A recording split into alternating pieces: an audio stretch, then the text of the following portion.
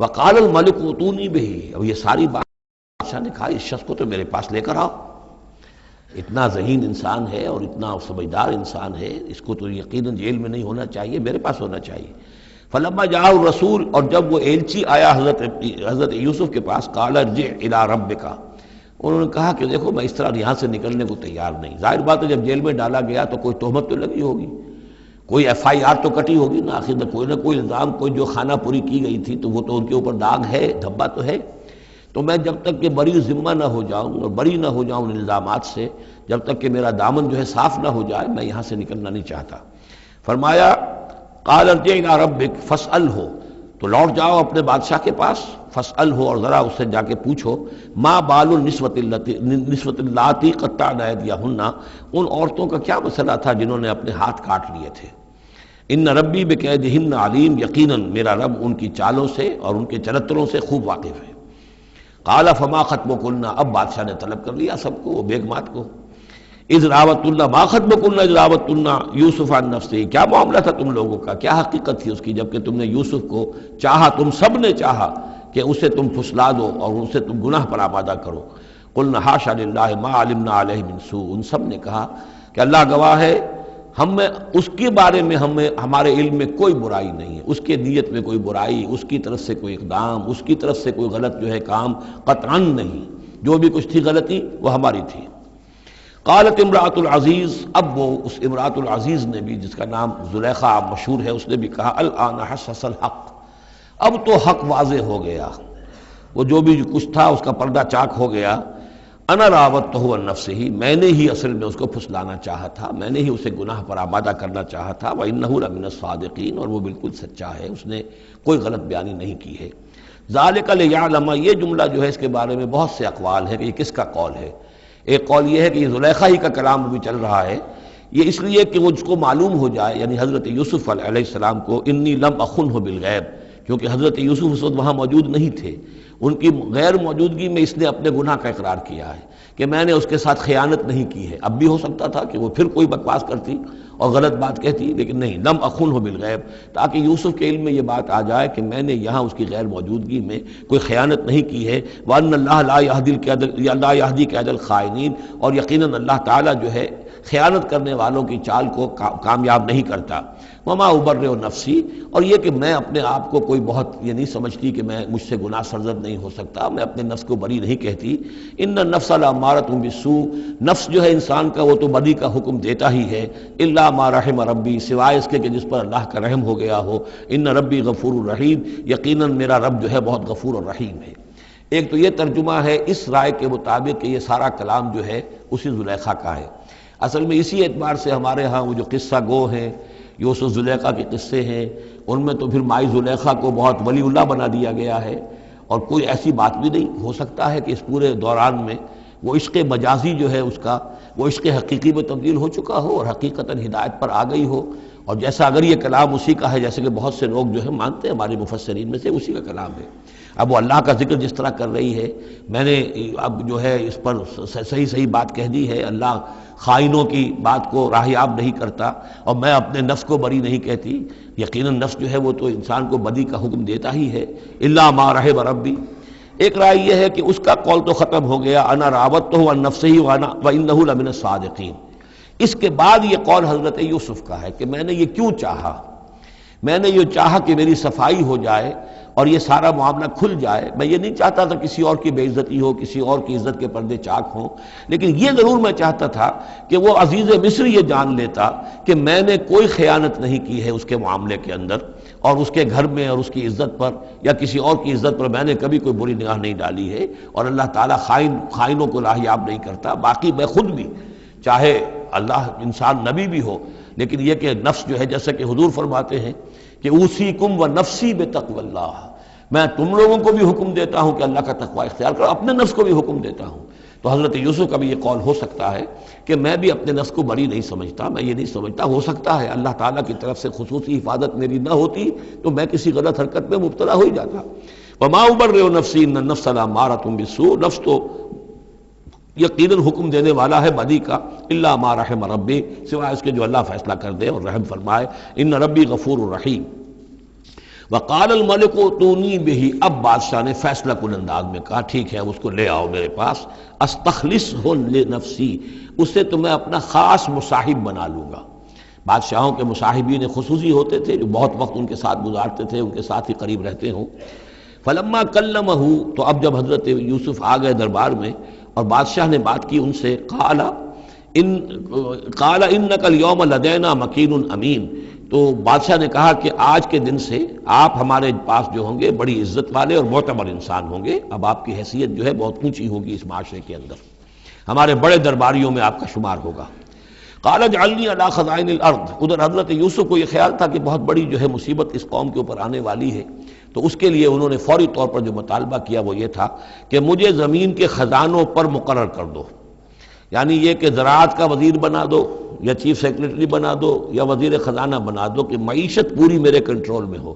اس لیے کہ اس ملک کے اوپر جو آنے والے ہیں حالات وہ بہت ہی نازک ہیں، اور اگر اس کے لیے صحیح بندوبست نہ کیا گیا تو نہ صرف اس ملک کے لیے بلکہ آس پاس کے علاقے کے لیے بھی بہت خوفناک صورت پیدا ہو جائے گی۔ اس لیے کہ اصل میں یہ مصر ہی تھا کہ جو گرینری تھا اس پورے علاقے کے لیے، باقی آپ کو معلوم ہے اس کے بائیں طرف جو ہے مغرب میں بھی صحرا ہے، دائیں طرف بھی صحرا ہے، صحرا سینا ہے، تو یہ تو یہی علاقہ تھا کہ جس سے اناج وغیرہ پیدا ہوتا تھا، تو پورے علاقے کے لیے کفالت جو تھی اس کی زراعت جو ہے وہ یہیں سے ہوتی تھی، تو اس پورے علاقے پر بہت زبردست قحط آیا ہے، بہت زبردست قحط آیا ہے بعد میں۔ تو انہوں نے فرمایا کہ مجھے ان زمانوں کے ان سارے زمین کے جو خزانے ہیں اس پر مختار بنا دو،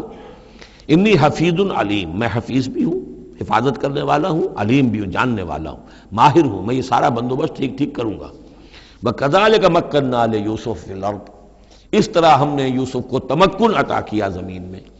يَتَبَوَّأُ مِنْهَا حَيْثُ يَشَاءُ، اب تو وہ جہاں چاہے وہاں ٹھکانہ بنا دے۔ اب مصر کی حکومت جو ہے پہلے تو اللہ تعالیٰ نے وہاں سے لا کر بدوی زندگی سے لا کر متمدن زندگی کے عین گڑھ میں مجدھار میں پہنچا دیا، عزیز مصر کے گھر میں پہنچا دیا۔ اب اس سے اگلا رتبہ جو ہوا ہے وہ تو یہ ہے کہ بہت ہی اونچا مقام اور مرتبہ ہو گیا، اب خود وہ عزیز بن گئے ہیں، بہت بڑے یعنی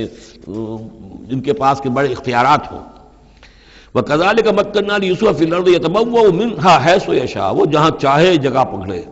نُصِيبُ بِرَحْمَتِنَا مَن نَّشَاءُ، ہم اپنی رحمت دیتے ہیں جس کو چاہتے ہیں، وَلَا نُضِيعُ أَجْرَ الْمُحْسِنِينَ، اور نیکوکاروں کا اجر ہم ضائع نہیں کرتے۔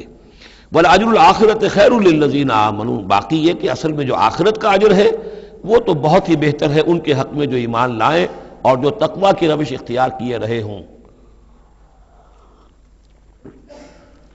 وَكَانُوا يَتَّقُونَ۔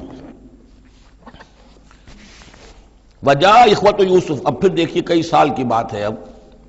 7 سال گزر گئے جس میں کہ اچھی فصل ہوئی، حضرت یوسف نے بندوبست کیا، سٹوریج کیا، بہت بڑا جو ہے انہوں نے سٹور کر لیا گندم کا یا جو بھی اس وقت کا اناج تھا۔ اب وہ دوسرے 7 سال شروع ہو چکے ہیں، قحط پڑا ہوا ہے، اب دور دراز سے لوگ آتے ہیں مصر میں غلہ لینے کے لیے، یہاں راشن مقرر کر دیا گیا ہے، ہر خاندان کو ایک اونٹ کے اوپر جتنا سامان آ سکتا ہے، جتنا آ سکتا ہے ایک بورا جو اونٹ کی پیٹھ پر لگ سکتا ہو، 1 سال کے لیے وہ راشن ہے اس کا۔ تو لوگ آتے تھے باہر سے بھی، جو بھی قیمت دے سکتے تھے، جو کچھ ان کے پاس ہوتا تھا وہ دیتے تھے اور یہاں سے وہ راشن لے کر جاتے تھے۔ یہ نظام جو ہے وہاں چل پڑا ہے۔ اب گویا کہ یوں سمجھیے کہ لگ بھگ 10 سال کا فصل ہے ان دونوں رکوعوں کے مضمون کے درمیان۔ وجاء اخوۃ یوسف، اب یہ مشرقی کی طرف سے اب یہ یوسف، حضرت یوسف کے جو بھائی ہیں وہ بھی آئے ہیں، اور ان میں سے 10 آئے ہیں، 11واں نہیں آیا۔ 11واں جو چھوٹا تھا، اب حضرت یوسف کا جو حقیقی بھائی تھا اسے حضرت یعقوب اپنے سینے سے لگائے ہوئے ہیں، اور اس کے مارے میں قتل کسی طرح کا بھی وہ رسک لینے کو تیار نہیں ہے، کہیں جانے نہیں دیتے، ہر وقت اسے اپنے پاس رکھا ہوا ہے۔ وجاء اخوۃ یوسف فدخلوا علیہ، آئے بھائی حضرت یوسف کے اور داخل ہوئے ان کے ہاں، پیش ہوئے۔ فعرفہم، اس نے تو پہچان لیا ان کو، وہم لہ منکرون، لیکن وہ اسے نہیں پہچان پائے۔ کیا اندازہ ہو سکتا تھا کہ یوسف ہے، عزیز مصر بنا بیٹھا ہے یہاں، جس کے دربار میں ہماری اب یہاں پیشی ہو رہی ہے۔ ولما جہزہم بجہازہم، پھر جب ان کا سامان ان کے حوالے انہوں نے کر دیا، تیار کر دیا ان کا اسباب، قال ائتونی باخ لکم، انہوں نے یہ کہہ کر کہ ایک اور بھائی بھی ہمارا ہے، اس کا بھی خاندان ہے، اس کی فیملی ہے، اس کے لیے بھی آپ ہمیں 1 اونٹ جو راشن کا ہے وہ اتنا جو ہے 1 اونٹ کا بورا وہ ہمیں دیجئے۔ ان کا لائے کیوں نہیں ساتھ؟ تم تو 10 آئے ہو، وہ 11واں کہاں ہے؟ اچھا اگر ہے تمہارا 11واں بھائی، ایک علیحدہ فیملی ہے، تو 1 اور اونٹ ایک اور راشن جو ہے ایک اور فیملی کا میں تمہیں دے دیتا ہوں، لیکن اب جب آؤ تو اس کو ساتھ لے کے آنا۔ قال اتونی باخ لکم من ابیکم، اب جب آؤ گے تو اپنے بھائی کو جو تمہارے والد سے تمہارا بھائی ہے، ماں سے نہیں ہے، تمہارا جو باپ سے بھائی ہے، الا ترون انی اوفی الکیل، کیا تم دیکھتے نہیں ہو کہ میں پیمانے پورے بھر کر دیتا ہوں، وانا خیر المنزلین، اور جو باہر سے آنے والے یہ مہمان آ رہے ہیں میں ان کی خاطر مدارات کرتا ہوں، میں بہتر مہمان نوازی کرتا ہوں۔ فَإِن لَمْ تَأْتُونِي، اور اگر نہیں لے کر آؤ گے اس کو بہی فلا کیل لکم عندی، تو پھر اس کے حصے کا جو راشن ہے وہ میں تمہیں نہیں دوں گا، وہی جو یہاں آئے وہ اپنے حصے کا راشن لے جائے۔ ولا تقربون، اور پھر میرے قریب نہ آنا، اس سے پھر یہ کہ آپ نے اظہار ناراضگی بھی فرمایا۔ قالوا سنراود عنہ اباہ، انہوں نے کہا کہ کوشش تو ہم کریں گے ابا جان کو کسی طریقے سے پھسلانے کی، وَإِنَّا لَفَاعِلُونَ، کچھ کر ہی گزریں گے انشاءاللہ، لے آئیں گے۔ وَقَالَ لِفِتْيَانِهِ، اور حضرت یوسف نے اپنے جو نوجوان کام کرنے والے تھے، چھوکرے جن کو کہا گیا، ان سے کہہ دیا اجعلوا بضاعتهم فی رحالہم، یہ جو پونجی لے کر آئے تھے، ظاہر بات ہے کہ دیہات سے آئے، کیا لے کر آئے ہوں گے؟ کچھ اون لے آئے ہوں گے، بھیڑیں بکریاں جو پالی ہوئی ہیں تو اس کی کچھ اون لے آئے، یا کوئی اس طرح کی چیزیں جو دیہات سے لا کر اور یہ شہر میں اب اس کو پیش کر رہے ہیں تاکہ اس کے عوض انہیں غلہ دیا جائے۔ تو فرمائی جعلوا بضاعتهم فی رحالہم، یہ ان کے اسباب میں ان کا جو سارا سامان ہے جو یہ لے کر آئے تھے، یہ پونجی، یہ بھی واپس کر دو، اسی میں رکھ دو، جب اس میں گیہوں بھرو گے ان کے کجاووں کے اندر وہ سامان بھی رکھ دینا۔ لعلہم یعرفونہا، تاکہ وہ پہچانے اس کو اور میرے اس احسان کو سمجھیں جا کر، اذ انقلبوا الی اہلہم، جبکہ وہ اپنے اہل و عیال میں واپس پہنچیں گے، لعلہم یرجعون، تو شاید کہ پھر وہ میرے اس احسان کو بھی مانتے ہوئے پھر وہ دوبارہ آئیں۔ فلما رجعوا الی ابیہم، تو جب یہ پہنچے لوٹے اپنے والد کے پاس، حضرت یعقوب کے پاس، قالوا یا ابانا منع منا الکیل، انہوں نے کہا ابا جان ہم سے ایک پیمانہ روک لیا گیا ہے، ایک خاندان کا راشن جو ہے وہ روک لیا گیا ہے، فارسل معنا اخانا، تو اب آئندہ جو ہے آئندہ سال ہمارے ساتھ ہمارے بھائی کو بھیجیے، نقتل، تاکہ ہم اس کی بھرتی بھی لے آئیں، اس کا راشن بھی لے آئیں، وَإِنَّا لَهُ لَحَافِظُونَ، اور ہم اس کی پوری حفاظت کریں گے۔ قَالَ هَلْ آمَنُكُمْ عَلَيْهِ، حضرت یعقوب نے فرمایا کیا میں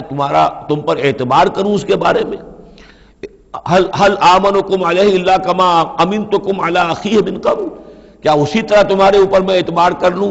جیسے کہ میں نے اس کے بھائی یوسف کے بارے میں تم پر پہلے جو ہے وہ اعتماد کیا تھا؟ فاللہ خیر حافظہ، ویسے تو اللہ تعالیٰ ہی ہے بہترین محافظ، وہو ارحم الراحمین، اور وہی ہے تمام رحم کرنے والوں میں سب سے بڑھ کر رحم کرنے والا۔ وَلَمَّا فَتَحُوا مَتَاعَهُمْ وَجَدُوا بِضَاعَتَهُمْ رُدَّتْ إِلَيْهِمْ، جب انہوں نے اپنا سامان کھولا، کجاوے کھولے، تو انہوں نے یہ دیکھا کہ ان کی پونجی بھی انہیں لوٹا دی گئی ہے جو انہوں نے قیمت کے طور پر دی تھی۔ قالوا یا ابانا ما نبغی، وہ پکار اٹھے ابا جان ہمیں کیا چاہیے؟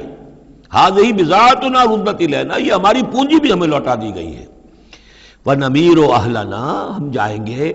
اپنے اہل و عیال کے لیے کھانے کا بندوبست کریں گے، وہاں سے راشن لائیں گے، وہاں سے غلہ لے کر آئیں گے۔ نحفظ اخانا، اپنے بھائی کی ہم 10 ہیں اس کی حفاظت کریں گے۔ وَنَزْدَادُ كَيْلَ بَعِيرٍ، اور ایک اونٹ کی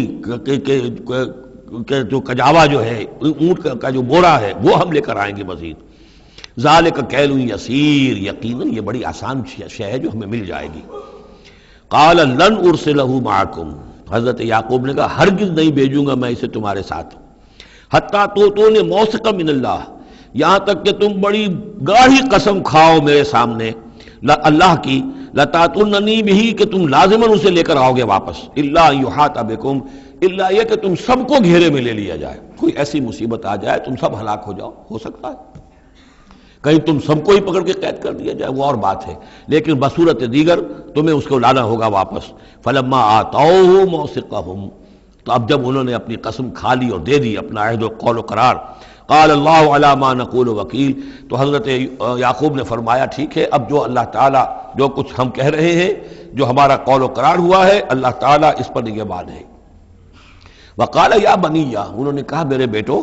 لا تدخلوا من باب واحد، دیکھنا وہاں جب داخل ہو تو کسی ایک دروازے سے داخل نہ ہونا، یعنی یہ لوگ دیکھیں گے 10-11 بھائی چلے آ رہے ہیں تو اس سے یہ کہ لوگوں کے اندر جو ہے وہ کوئی حسد بھی پیدا ہو سکتی ہے، جس کو ہم کہتے ہیں کہ نظر بھی لگ سکتی ہے۔ لا تدخلوا من باب واحد وادخلوا من ابواب متفرقۃ، تم داخل ہونا متفرق دروازوں سے۔ وما اغنی عنکم من اللہ من شیء، اور دیکھو میں اللہ تعالیٰ کی طرف سے کوئی فیصلہ ہو، کوئی تمہارے لیے کوئی غضن کا معاملہ ہو اللہ کی طرف سے ہی تو میں روک نہیں سکتا، میں منع نہیں کر سکتا، لیکن یہ کہ پھر بھی جو بھی اللہ تعالیٰ کی طرف سے ہم احتیاط کر سکتے ہوں اس کے اندر کوئی حرج نہیں ہے۔